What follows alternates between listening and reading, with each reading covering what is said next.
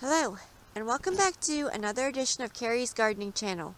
Today is November the 4th, 2018, and I was out in the garden today, and I wanted to show you I found a praying mantis cocoon.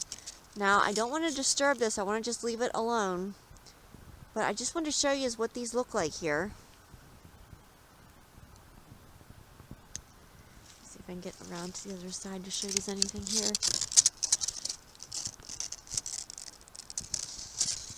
Now, I did a video earlier in the season on a praying mantis that I seen in the flower bed, and I'll put a link down below in the description for that particular video so you can watch it. I just wanted to show you what the cocoon looks like. So there's